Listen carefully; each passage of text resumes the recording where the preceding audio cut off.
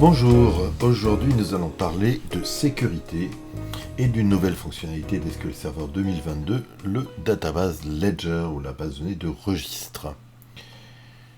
Une rapide présentation, je m'appelle Arion Papillon, ma société s'appelle Datafly, je suis spécialiste de Microsoft SQL Server, MVP Data Platform depuis de nombreuses années. Vous pourrez trouver de nombreuses ressources sur mes sites et mes blogs. Nous parlons aujourd'hui de sécurité. Voyons ce que nous avions à notre disposition jusqu'à présent pour garantir que nos données n'ont pas été altérées. D'abord, des outils d'audit, d'historisation des modifications pour suivre de près tout ce qui s'est passé dans notre base de données. L'audit de base de données qui permet de suivre tous les accès. En complément, l'étape temporelle, le change data capture pour historiser les modifications. Tout ça permet de tracer ce qui a été modifié dans notre base de données, mais ces outils sont imparfaits, incomplets, lourds à mettre en œuvre et ils ont un défaut. Ils ne nous garantissent pas que les données n'ont pas été altérées par une attaque avancée, comme une modification directe dans les fichiers de base de données par exemple, faite par un DBA expérimenté. Pour aller jusque-là, il fallait généralement s'appuyer sur des solutions externes basées sur la blockchain qui sont complexes à mettre en place. C'est ici qu'intervient cette nouvelle fonctionnalité de sécurité avec SQL Server 2022, le Ledger, ou en français le registre. Cette fonctionnalité est totalement intégrée dans le moteur SQL Server, elle est disponible sous Azure bien entendu, mais aussi sur toutes les éditions on-premise. Alors que nous offre cette nouvelle fonctionnalité ? C'est la capacité d'historiser toutes les transactions de modification sur les tables de registre, configurées comme Ledger Table, en conservant toutes les informations utiles à l'audit, la version antérieure de chaque ligne modifiée, l'identification de l'utilisateur, la date et l'heure de modification, etc. Et également de vérifier que l'intégrité des données dans ces tables n'a pas été altérée d'aucune manière. Comment ça fonctionne ? En plus d'historiser les informations de chaque transaction et de les rendre disponibles pour l'auditeur, le contenu de chaque transaction est aussi haché avec un chiffrement SHA 256 et synthétisé par une structure en arbre de Merkle. La racine de cet arbre résume toutes les modifications effectuées par la transaction sur cette table. Ces entrées de transaction sont ensuite elles-mêmes synthétisées par hachage pour former un bloc, et ces blocs sont stockés dans une structure de données en chaîne de blocs ou blockchain, chaque bloc étant haché avec la racine du bloc précédent. Le hachage du dernier bloc devient donc une synthèse qui représente l'état de toutes les tables Ledger et va donc permettre de vérifier que ma base de données n'a pas été altérée. Chaque bloc est fermé soit lorsqu'on demande d'extraire une synthèse, soit lorsqu'on atteint les 100 000 transactions, soit toutes les 30 secondes si on a configuré une synthèse automatique. Nous allons le voir un peu plus loin dans la démo, mais il est possible de créer deux types de tables de registre. Avec mise à jour, ce qui implique une table d'historique, un peu comme pour les tables temporelles, ou uniquement pour des insertions, append only, et dans ce cas-là, les mises à jour et les suppressions seront toutes refusées. Il est aussi possible de le configurer au niveau de la base de données entière, avec, au moment de la création, l'option with ledger égale on. Dans ce cas, toutes les tables de notre base de données seront automatiquement configurées comme table de registre ledger table. A noter qu'il n'est pas possible, par la suite, de transformer une table ledger en table normale, et de même pour l'option de base de données de revenir en arrière. La génération de la synthèse, le digest en anglais, peut être fait manuellement. La procédure SP Generate Database Ledger Direct va générer un bloc JSON qui nous permettra une vérification de l'état d'intégrité par comparaison à l'aide d'une procédure SP Verify Database Ledger. Mais la synthèse peut être aussi générée automatiquement. Pour une instance on-premise, il est nécessaire de configurer un stockage dans Azure, et dans ce cas, les blocs sont fermés toutes les 30 secondes et la vérification peut se faire avec la procédure SP Verify Database Ledger from Digest Storage. Alors, plusieurs objets système sont présents pour la gestion du database Ledger.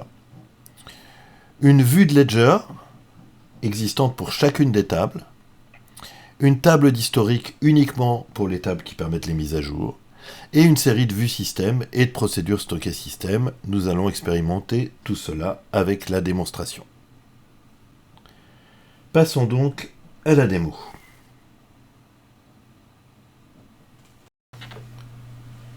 Bien, on va regarder le fonctionnement du database Ledger et jouer un petit peu au pirate pour corrompre notre base de données. Donc je vais commencer par créer une petite base de données que je vais appeler MySecureDB. J'aurais pu dès le début la créer avec l'option with Ledger On. Je ne vais pas faire ça, je vais plutôt créer une base de données ordinaire et créer des tables Ledger à l'intérieur. Voilà, création de ma base. Et je vais créer deux tables. La première qui est une table qui peut être mise à jour.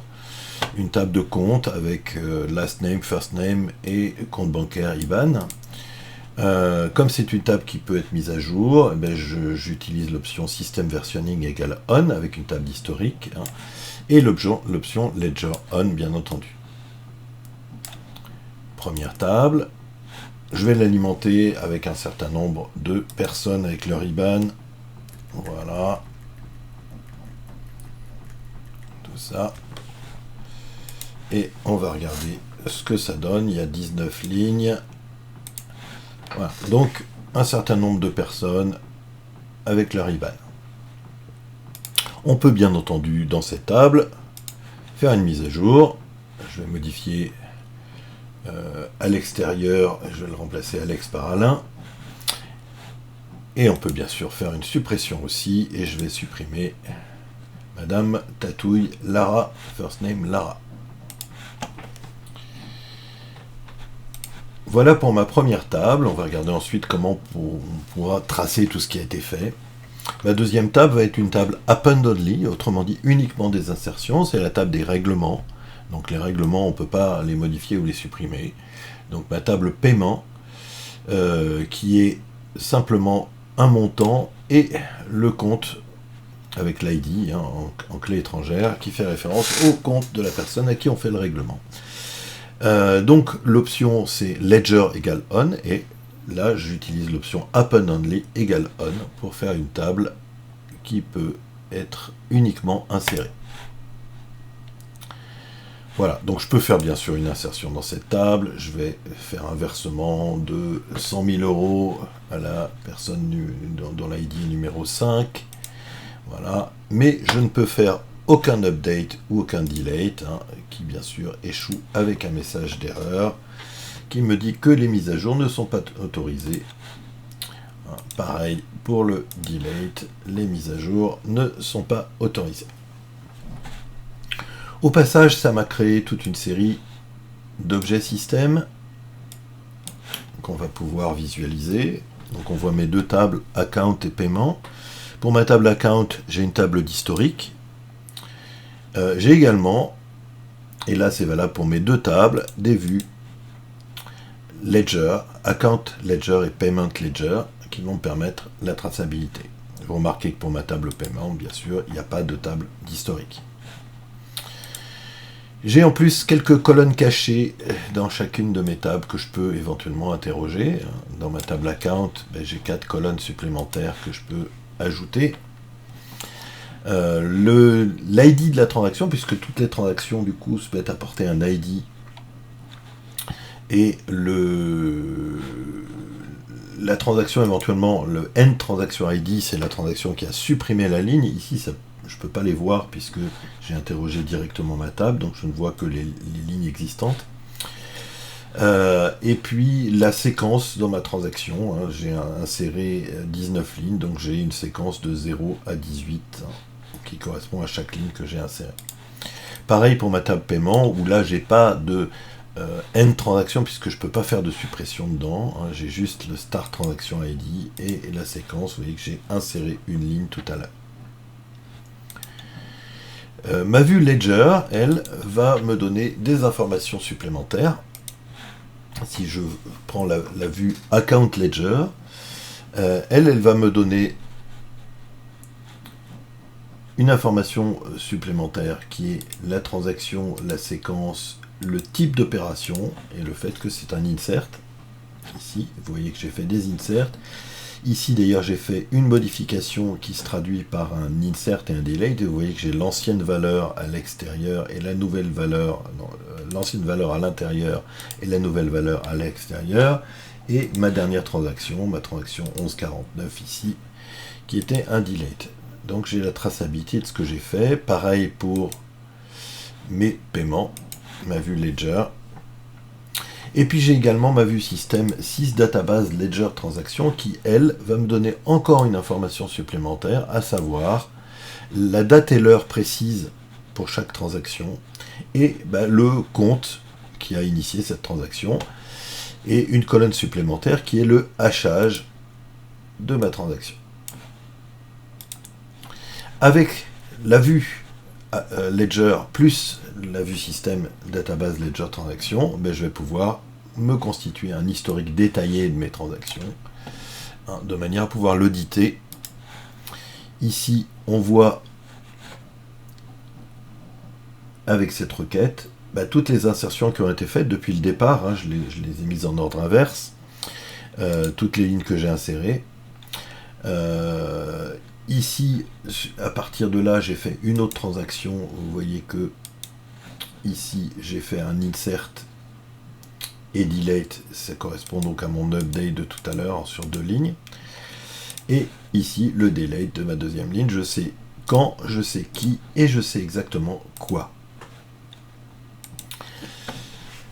Fonctionnalité supplémentaire, générer le digest. Donc le digest, c'est effectivement le hachage racine qui va me permettre de vérifier que ma base de données est intègre.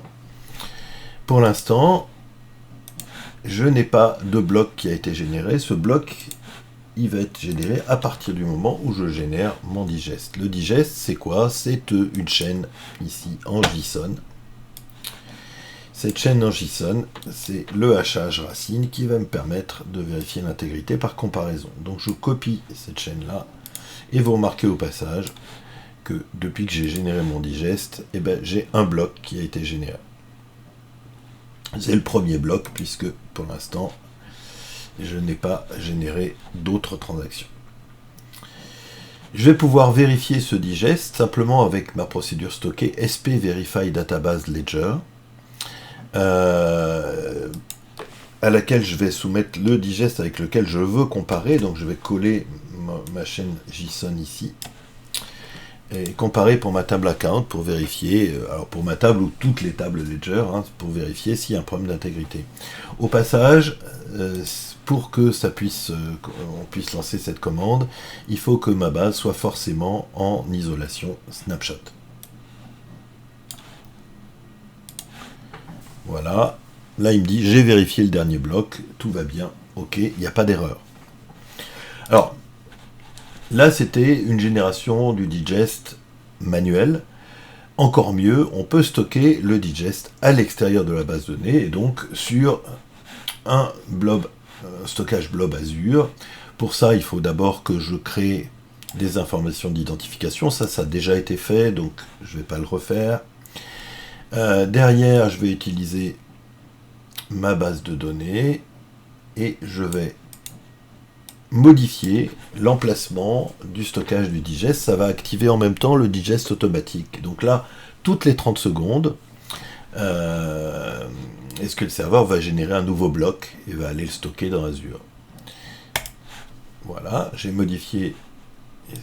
Ici, vous remarquez que je n'ai pas encore de bloc qui est stocké. Il va falloir que j'attende une trentaine de secondes. Et au bout d'une trentaine de secondes, mon bloc, voilà, il est déjà arrivé. Donc, ce stockage du digest dans Azure va me permettre de vérifier l'intégrité de ma base par comparaison avec ce digest stocké, avec la procédure stockée SP Verify Database Ledger from Digest Storage.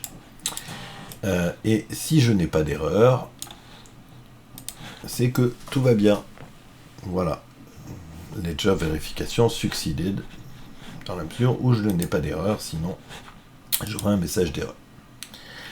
Passons maintenant à une opération un petit peu plus tendancieuse.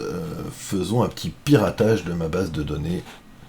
Je vais aller modifier directement dans mon fichier de données un IBAN de manière à me faire verser de l'argent sur mon compte au Monténégro. Je vais prendre ici monsieur Gérard Manvussard, là, qui est un IBAN français.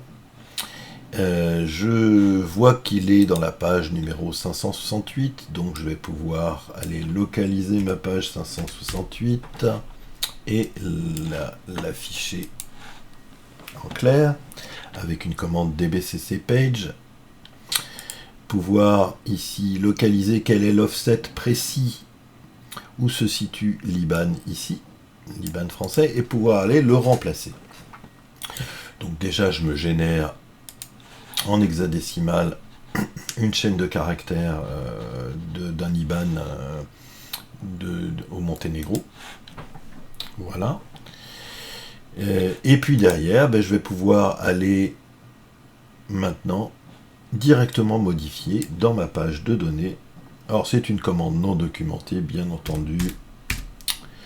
Aller modifier dans ma base de données directement en hexa dans le fichier au bon endroit. Alors pour ça, j'enlève la vérification de page, je passe en mode single user pour pouvoir faire cette écriture, et puis je remets tout en place après pour que personne ne constate que j'ai piraté ma base de données. Voilà, et on y voit que du feu, puisque ici vous voyez que monsieur, j'ai rarement vu ça, un IBAN maintenant au Monténégro, et d'ailleurs même si je fais un check DB, comme j'ai bien fait les choses, et toute ma base de données est parfaitement intègre, il n'y a pas de corruption. Mais heureusement, j'avais activé le Database Ledger. Donc maintenant, si je fais ma comparaison avec le Ledger stocké dans Azure, vous allez voir que maintenant, effectivement, j'ai une erreur. Et donc je sais que ma base de données était trafiquée. Si j'avais pas vérifié, j'aurais pu m'envoyer un règlement sur mon IBAN au Monténégro, et donc je m'envoie 300 000 € sur l'IBAN au Monténégro. Pas de problème. Bon, petit problème quand même, c'est que si j'avais oublié de faire cette vérification avant d'envoyer mes règlements, le pirate aurait pu effectivement remettre les choses en place. Ce que je vais faire ici, là c'était dans ma page 568, je vais remettre en place dans ma page 568 l'IBAN français, réécrire ça, voilà. Ok, si je regarde effectivement ici, vous voyez que j'ai bien remis tout en place, l'IBAN français, un peu tard puisque le règlement a été fait au Monténégro, donc... et puis maintenant, je vérifie. Et tout va bien. Donc vous voyez qu'il faut vérifier suffisamment au bon moment et suffisamment fréquemment pour éviter que on puisse temporairement aller écrire dans ma base de données et remettre les choses comme avant. Voilà, donc on a fait un petit peu le tour de cette partie Ledger, nouvelle fonctionnalité d'SQL Server 2022. Merci pour votre attention et à bientôt.